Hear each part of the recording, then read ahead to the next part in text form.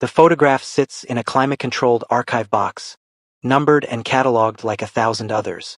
It was taken in 1902, somewhere in the northeastern United States, though the exact location remains a matter of quiet dispute. The image itself offers little drama. A family stands before a modest home, their faces composed in the manner expected of the era. The father, broad-shouldered and unsmiling, stands to the left. The mother, her hands folded neatly at her waist, occupies the center. 3 children flank them, their expressions flat and obedient. The youngest, a girl no older than 6, holds a cloth doll against her chest. There is nothing remarkable about the composition. The exposure is even. The focus is sharp. The subjects are dressed in their Sunday finest, their postures rigid in the way that early cameras demanded. For decades, this photograph was exactly what it appeared to be. A family portrait, one of millions taken during the turn of the century. It passed through estate sales, municipal donations, and archival reassignments without raising a single question. Researchers glanced at it, noted its era, and moved on.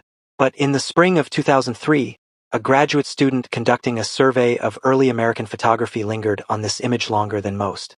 She was not looking for anything in particular. Her task was mundane: to digitize regional collections and note any identifying landmarks or costumes that might help date similar images. She scanned the photograph at high resolution, saved the file, and continued her work. It was only later, when reviewing the digital files on a larger monitor, that she noticed something she could not explain. The photograph had been catalogued 6 times across 3 different institutions. Each time, it was labeled simply as Family Portrait, circa 1902. No names were attached. No location was specified beyond New England region, unverified. This was not unusual. Many photographs from this period arrived at archives without documentation, orphaned from their original contexts by time and carelessness. But what the student found unusual was the notation in the margin of one catalog card, written in faded pencil: "Do not circulate without supervisor approval." There was no explanation, no reference code, no date indicating when the restriction had been placed.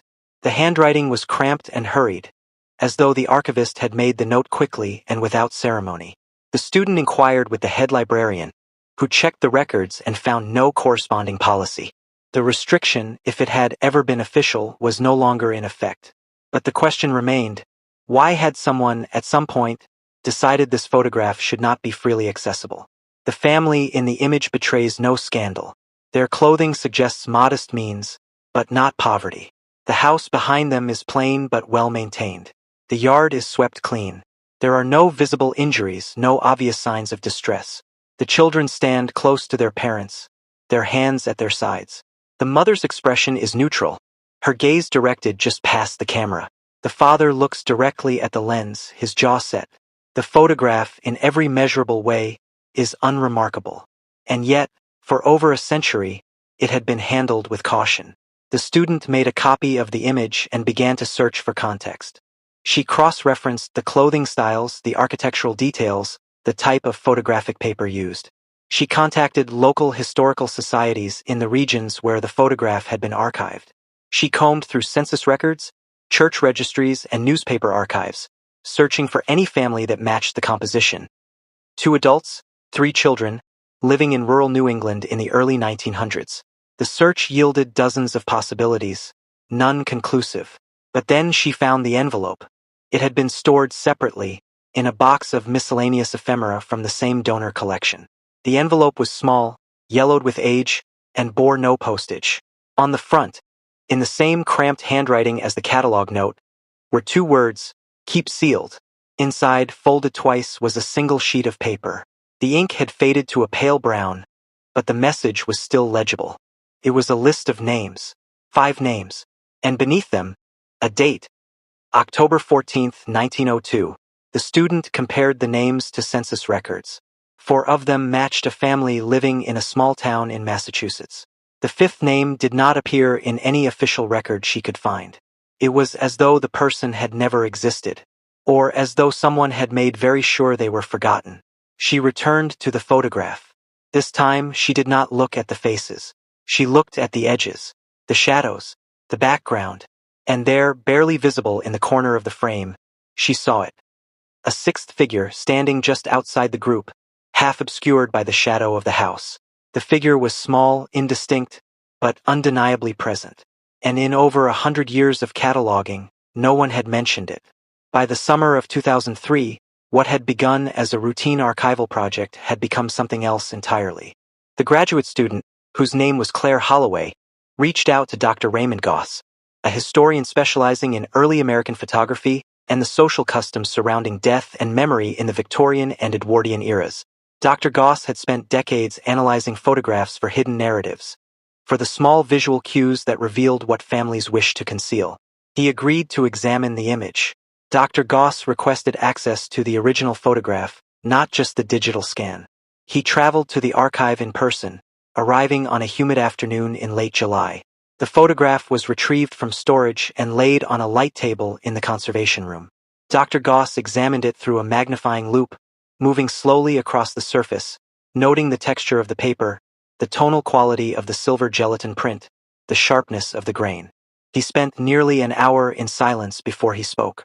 "This was taken outdoors," he said, "but not in natural light. Look at the shadows. They're too even. Someone used a reflector or possibly a secondary light source. That suggests this wasn't a casual portrait. It was staged with care." Claire asked why that mattered.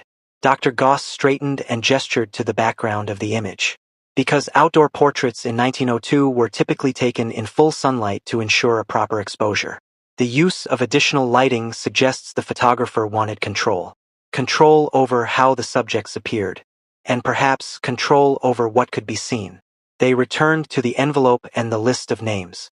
Dr. Goss began tracing each one through public records. The first four were easy to verify: William and Constance Merrick and their children Edward, Margaret, and little Josephine. They had lived on a small farmstead outside the town of Hadley, Massachusetts. William worked as a cooper. Constance kept house. The children attended the local schoolhouse. By all accounts, they were unremarkable. But the fifth name on the list, Eliza Croft, appeared nowhere. There was no birth record, no baptism, no census entry. Dr. Goss expanded the search to neighboring towns, then to the entire county. Nothing. It was as though Eliza Croft had been erased. Then, in a box of uncatalogued church documents donated years earlier by a defunct parish, Claire found a fragment. It was a handwritten note tucked inside a hymnal, dated September 1902. The note read, "Eliza to stay with the Merricks until arrangements can be made. Pastor advises discretion." Arrangements for what? And why discretion? Dr. Goss requested access to the town's vital records. After some negotiation with the town clerk, he was permitted to review the death certificates filed between 1900 and 1905. Most were predictable: elderly residents, infants lost to illness, a handful of accidents. But on October 16, 1902, 2 days after the date written on the envelope, a death was recorded for a female child, age approximately 7. Cause of death: accidental drowning. Name: unlisted. The location of death was given as Merrick property, rural Hadley. Dr. Goss and Claire sat in the archive's reading room, the photograph between them. The pieces were beginning to align, but the picture they formed was incomplete. A child had died on the Merrick farm.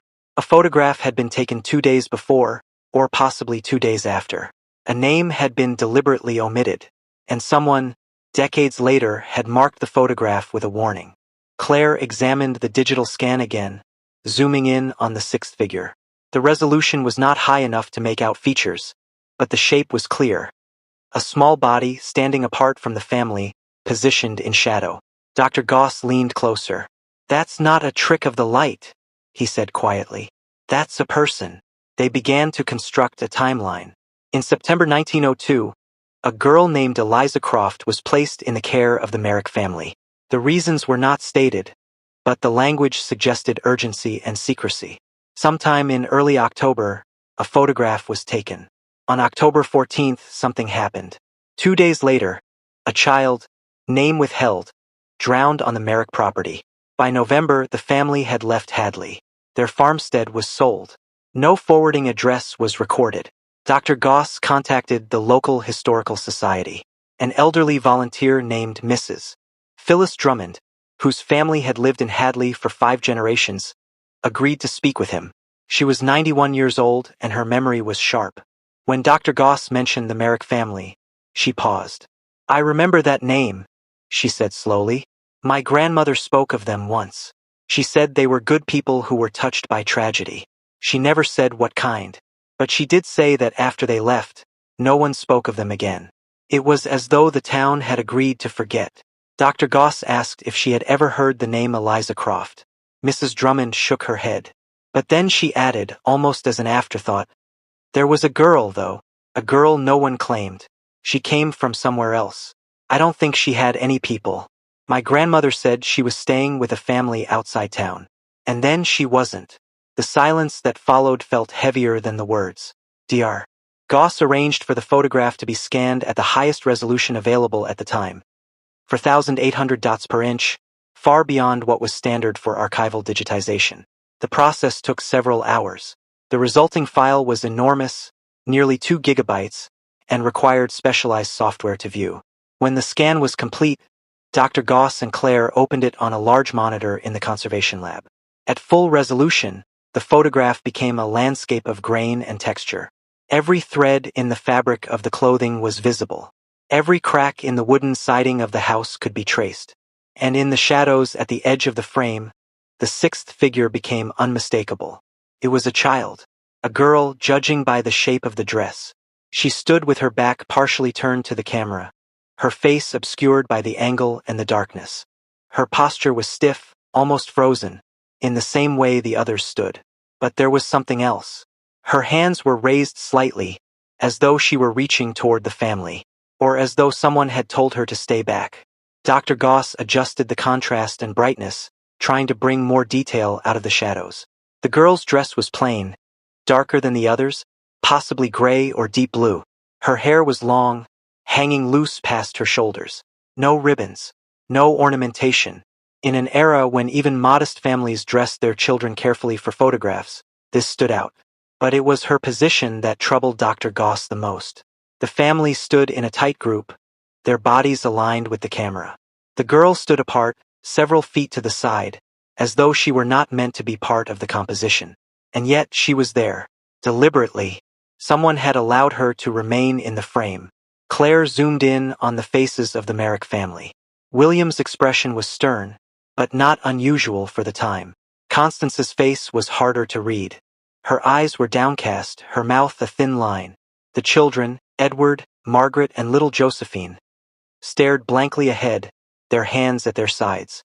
But Josephine, the youngest, held something in her left hand. Claire had noticed it before but had assumed it was the cloth doll mentioned in earlier notes. Now, at higher resolution, Goss made a note and moved to the background of the image. The house behind the family was simple, single, and who was not? They printed a copy of the enhanced image and laid it beside the list of names from the envelope. 5 names. 6 people in the photograph, counting the girl in the shadow. 7 if the face in the window was included. Dr. Goss circled the name Eliza Croft on the list. "I think this is her," he said, pointing to the girl at the edge of the frame. "And I think this photograph was taken because someone knew what was going to happen." Claire felt the weight of the implication settle over the room. If the photograph was taken on October 14th and the child drowned on October 16th, then this image was not a memory. It was evidence. Evidence of presence. Evidence of witness. And perhaps evidence of intent. Dr. Goss contacted a forensic photography expert, Dr. Lena Marsh, who specialized in historical image analysis for legal and investigative purposes. Dr. Marsh reviewed the scan and confirmed that the photograph showed signs of deliberate staging. The lighting was unnatural for an outdoor portrait. The positions of the subjects suggested they had been directed, not posed casually. And the presence of the girl in the shadow, combined with the figure in the window, indicated that more people were involved in the scene than the family alone. "This is not unusual for the period," Dr. Marsh explained. "Photographs were expensive. Families did not take them lightly. If someone went to the trouble of arranging this image, there was a reason. And if a child appears in the frame but is not centered, not acknowledged, it suggests she was not considered part of the family. She was there, but she was separate." Dr. Goss asked what that might mean. Dr. Marsh hesitated. In cases involving domestic service, fostering, or informal guardianship, children were sometimes photographed alongside families but not integrated into the group. It was a way of marking status. But in this case, given the circumstances surrounding the death 2 days later, I would say this photograph served a different purpose. It was not a celebration. It was a record of accountability. The room fell silent. Claire looked at the image again, at the girl standing alone in the shadow, her hands raised, her face turned away. She thought of the note in the hymnal, "Pastor advises discretion." She thought of the unsigned death certificate. She thought of the town that chose to forget.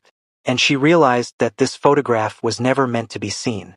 To understand the photograph, it was necessary to understand the world it was taken in. The year 1902 sat at the edge of 2 centuries, a time when the rigid structures of the Victorian era were beginning to fracture, but had not yet broken. In rural New England, life moved slowly. Communities were small, insular, and governed by unwritten rules as much as by law. Reputation mattered more than truth. Silence was often valued over justice. For families like the Merricks, survival depended on standing. William Merrick was a craftsman, a cooper who built barrels and casks for local merchants and farmers. His work was steady, his reputation solid. Constance managed the household, raised the children, and maintained the social connections that ensured the family remained in good standing with the church, the town, and their neighbors. To falter, to invite scandal, was to risk everything. Children were expected to be obedient, quiet, and useful. They worked alongside their parents, attended school when labor allowed, and were seen as extensions of the family's moral character. A child who misbehaved reflected poorly on the parents. A child who suffered reflected poorly on the community. And a child who died under unclear circumstances could destroy a family's name entirely. This was the context in which Eliza Croft arrived. Dr. Goss traced her origins through fragmentary records. She was born in 1895, likely in Vermont, though no birth certificate could be found. Her mother's name appeared once in a county poorhouse ledger. Anna Croft, admitted in 1896, died of consumption in 1898. No father was listed. After Anna's death, Eliza disappeared from official records until the note in the Hadley Church hymnal in September 1902. She was 7 years old. Children like Eliza, orphaned, poor, without family, were often placed informally with families who needed extra labor. These arrangements were rarely documented. No contracts were signed. No wages were paid. The child was fed, housed, and expected to work. In exchange, the family was praised for their charity. It was a system built on convenience and silence. Dr. Goss found similar cases in surrounding towns. Children placed with families, children who worked from dawn to dusk, children who were not sent to school, children who were not given surnames, and occasionally children who vanished. Sometimes they ran away, sometimes they died of illness or accident, and sometimes no explanation was ever recorded. The town of Hadley in 1902 had a population of just under 800. It was agricultural, primarily dairy and grain, with a small commercial center anchored by a general store, a post office, and a church. The church was the moral center of the community, and the pastor, Reverend Martin Cobb, wielded considerable influence. His approval could elevate a family. His disapproval could ruin them. Claire found a series of letters written by Reverend Cobb, archived at a regional historical society. The letters were addressed to a colleague in a neighboring parish and covered a range of administrative topics: church attendance, fundraising efforts, disputes over land use. But in one letter, dated October 1902, Reverend Cobb wrote, "A difficult matter has been resolved with discretion. The family involved has acted with integrity, and I have counseled them toward a path that protects their standing. The child is at peace, and the matter is closed." No names were mentioned. No details were given, but the timing aligned. Dr. Goss and Claire reviewed the death certificate again. The cause of death, accidental drowning, was common enough in rural areas. Ponds, wells, and rivers claimed children every year. This was the world Eliza Croft lived in. A world where her presence was tolerated but not valued. A world where her death could be explained away with a single line on a certificate. A world where a photograph could be taken, sealed, and forgotten, because to remember would be to ask questions no one wanted answered. Dr. Goss stood in the reading room, the photograph in front of him, and thought about the girl in the shadow. He thought about the way she stood apart, the way her hands were raised, the way her face was turned away. He thought about the family standing in formation, their expressions blank, their posture rigid. And he thought about the person in the window watching. This photograph was not taken to celebrate, he said quietly. It was taken to establish presence, to document who was there, to create a record that could be referenced later if needed. And I think it was taken because someone knew that Eliza was in danger. Claire asked who would have known. Dr. Goss looked at the faces in the photograph. Everyone, he said, everyone in that house knew. The search for the Merrick family after October 1902 was more difficult than expected. After the death of the unnamed child, the family left Hadley. The farmstead was sold in early 1903 to a man named Thomas Welling, a merchant from a nearby town. Welling's purchase records were straightforward, listing the acreage, the buildings, and the price paid. There was no mention of the Merrick's destination. Dr. Goss searched census records, city directories, and church registries across New England. The 1900 census listed the family clearly. William and Constance Merrick, children Edward, Margaret, and Josephine, residing in Hadley, Massachusetts. But the 1910 census, taken 8 years later, showed no record of them. Not in Massachusetts. Not in any neighboring state. It was as though they had dissolved.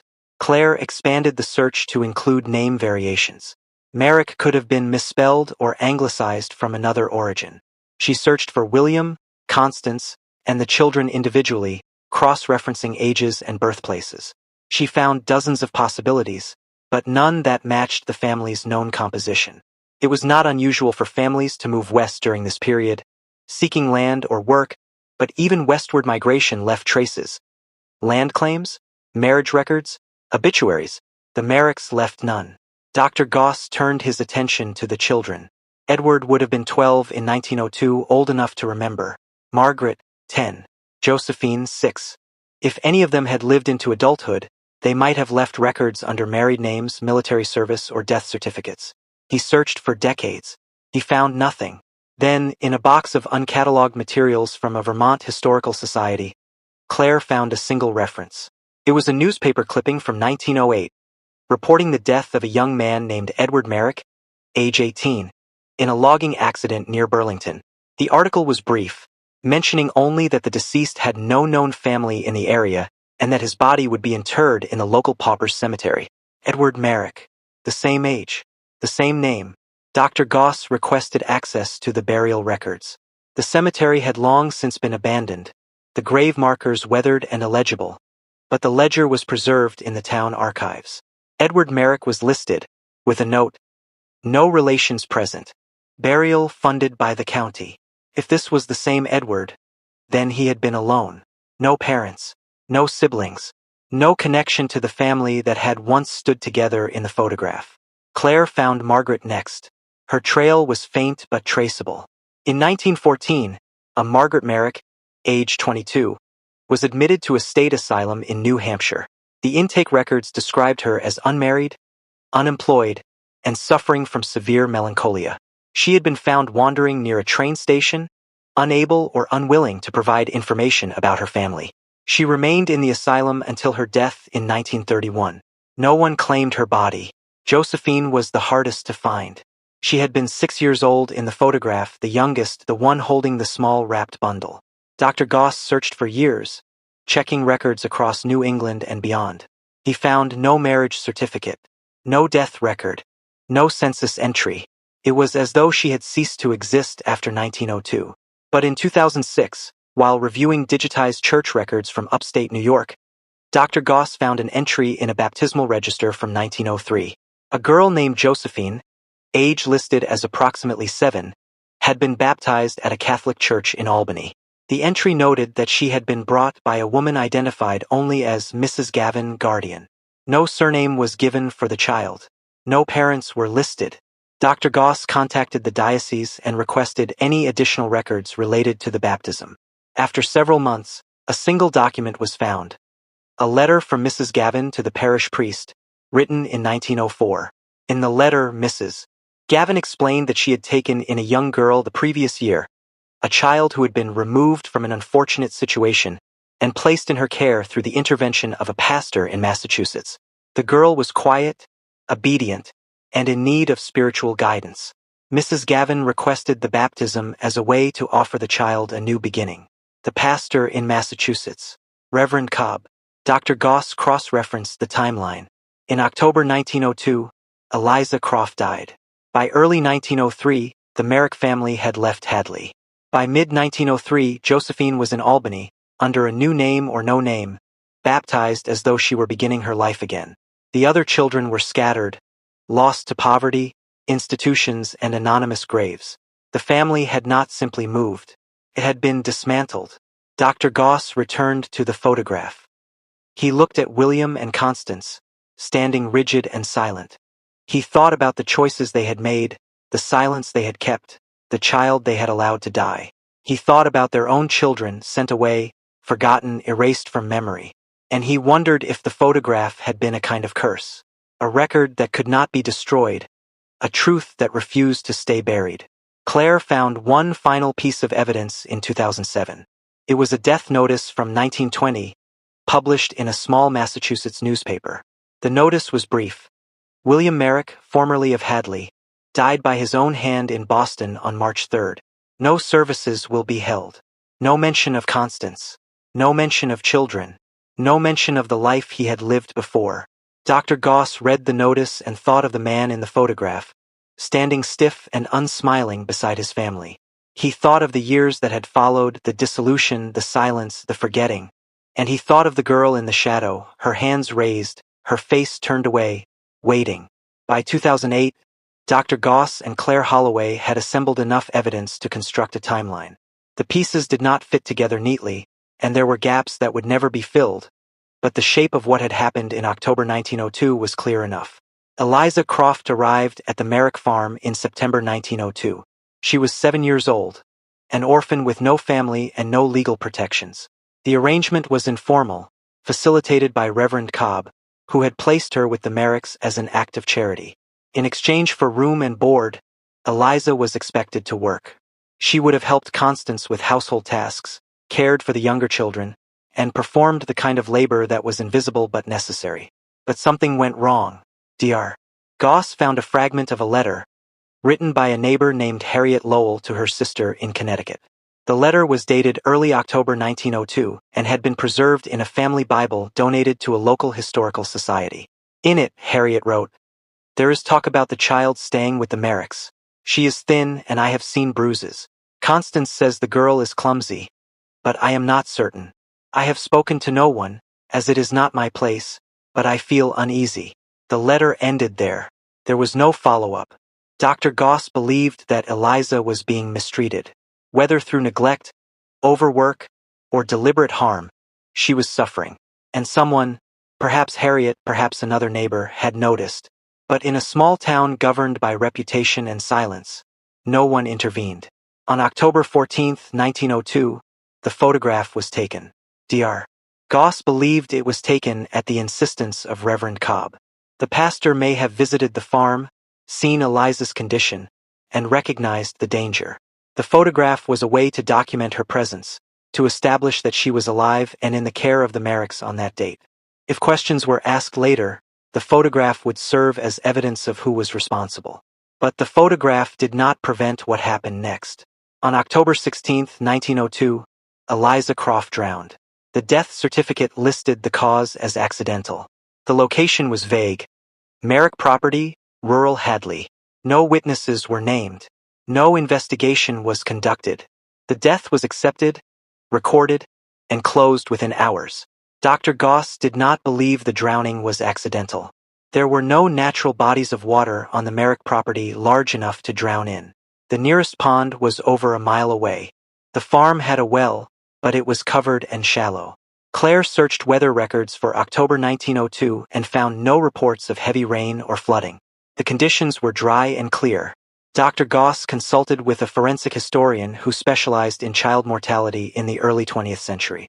The historian reviewed the case and concluded that the circumstances were inconsistent with accidental drowning. If a child drowned in a well, the historian explained, there would be an investigation. Wells were shared resources, and a drowning would raise questions about safety and negligence. If she drowned in a pond, there would be witnesses or at least a search.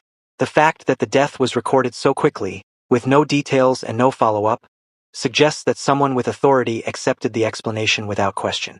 And that suggests the explanation was agreed upon in advance. Dr. Goss believed that Eliza Croft died as a result of abuse or neglect. Whether her death was intentional or the result of a punishment that went too far, he could not say. But he believed that the Merricks were responsible, and that Reverend Cobb, knowingly or not, helped to conceal the truth. The photograph, taken 2 days before her death, was the only evidence that Eliza had existed. And after her death, even that evidence was hidden. The Merricks left Hadley in early 1903, not because they were driven out, but because staying would have invited scrutiny. The town, eager to avoid scandal, allowed them to leave quietly. Reverend Cobb wrote his letter, assuring his colleague that the matter had been resolved with discretion. The death certificate was filed with no name, and Eliza Croft was forgotten. But the consequences of that silence followed the family. Edward died alone, estranged from his parents. Margaret ended her life in an asylum, haunted by memories no one would acknowledge.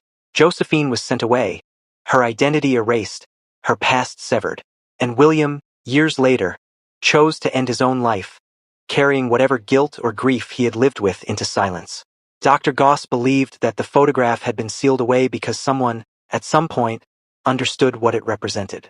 Not a family portrait but a crime scene. Not a memory but evidence. And evidence, once acknowledged, demands a response. But no response ever came. The Merrick family did not survive the silence they kept. The dissolution of the family after 1902 was not simply a matter of distance or circumstance. It was a fracture that began the moment Eliza Croft died, and it widened with each passing year. Dr. Goss and Claire Holloway spent years tracing the aftermath, piecing together the fates of the individuals in the photograph. What they found was not a story of justice or resolution, but of quiet devastation. Edward Merrick, the eldest son, would have been 12 when Eliza died. Old enough to understand what had happened. Old enough to remember. The records show that he left home sometime between 1903 and 1905, though there is no indication of where he went or why. By 1908, he was working in a logging camp in Vermont, far from his family, living under conditions that were dangerous and brutal.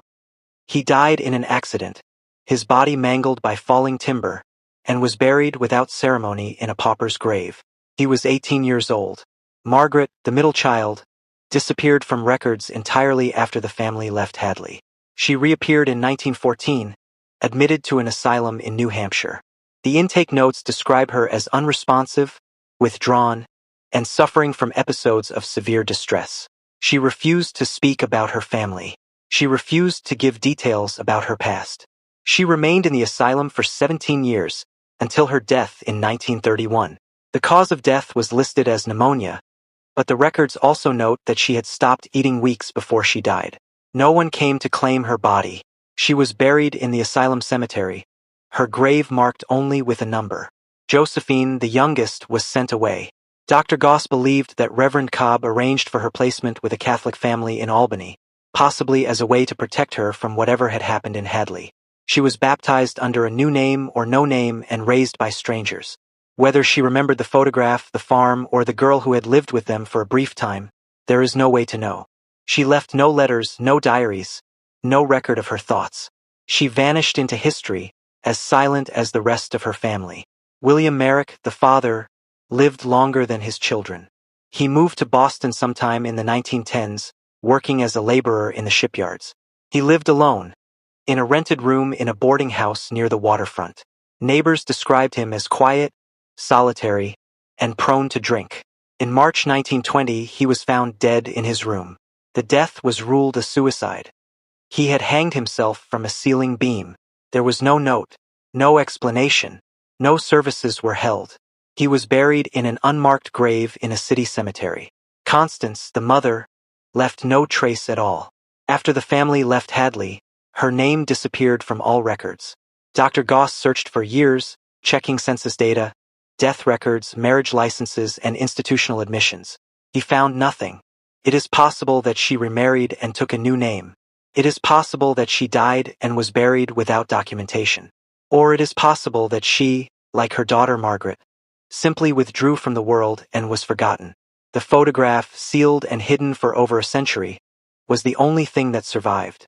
Dr. Goss often thought about what the photograph represented to the people who had lived through it. For the Merricks, it was a record of guilt, a permanent reminder of what they had done and what they had failed to prevent. For Eliza, it was proof that she had existed, that she had been real, that her life, however brief and painful, had mattered. And for the town of Hadley, it was a secret that could not be spoken, a truth that threatened the order and reputation of the community. But the photograph also cost something to the people who tried to keep it hidden. The archivist who wrote "Do not circulate" on the catalog card had known, or suspected, what the image contained. And rather than confront it, they chose silence. The pastor who wrote "Discretion" in his letter had known what happened. And rather than seek justice, he chose protection. The neighbors who saw the bruises, who heard the rumors, who felt uneasy had known. And they chose to look away. Silence, Dr. Goss realized, was not neutral. It was not passive. It was a choice, and it had consequences. The descendants of the Merrick family, if any survived, were never identified. Dr. Goss attempted to trace living relatives but found no conclusive connections. The family name had died out, scattered across anonymous graves and forgotten records. But the photograph remained, a witness that could not be silenced. Claire Holloway completed her graduate work in 2009. Her thesis, based on the investigation, was titled "Hidden in Plain Sight: The Use of Photography as Evidence and Erasure in Early 20th Century New England." It was published by a small academic press and received little attention outside of historical and archival circles. But for those who read it, the impact was profound. Dr. Goss continued to work with the photograph, presenting his findings at conferences and collaborating with forensic historians on similar cases. He never stopped wondering about the girl in the shadow, the girl whose name had been erased, whose death had been dismissed, whose existence had been denied. He wondered what she had thought as she stood there, apart from the family, her hands raised, her face turned away. He wondered if she had known what was coming. And he wondered if anyone had told her she mattered. The photograph from 1902 now resides in a university archive, digitized and accessible to researchers. It is no longer marked "Do not circulate." It is no longer hidden, but it is still haunting. Dr. Raymond Goss retired in 2015, but he continued to receive inquiries about the case. Historians, journalists, and amateur researchers contacted him, asking for details, requesting copies of the photograph, seeking to understand how something so ordinary could conceal something so terrible. He answered each inquiry with patience, explaining the context, the evidence, and the gaps that could never be filled. But he also warned them, this photograph is not unique. Across the United States and around the world, archives hold thousands of photographs from the late 19th and early 20th centuries. Most are unremarkable. Most are what they appear to be. Families, celebrations, moments of everyday life preserved in silver and paper. But some, like the Merrick photograph, hide darker truths. And most of those truths will never be uncovered, because no one is looking. Dr. Goss believed that photographs are often treated as neutral objects, simple records of reality. But they are not.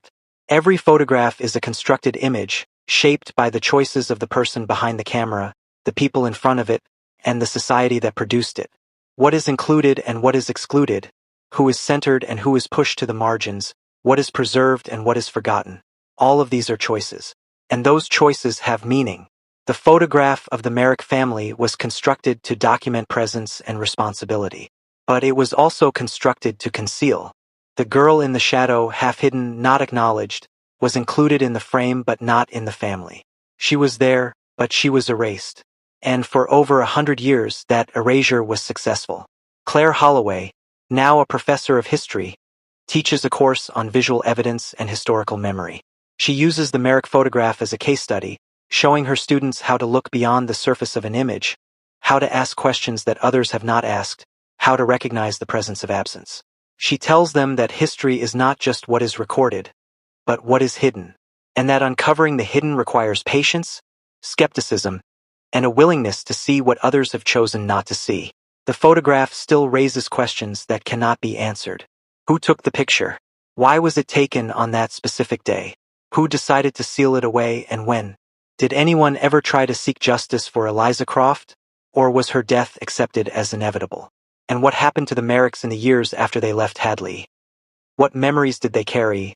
What guilt did they live with? What silence did they pass on to their children?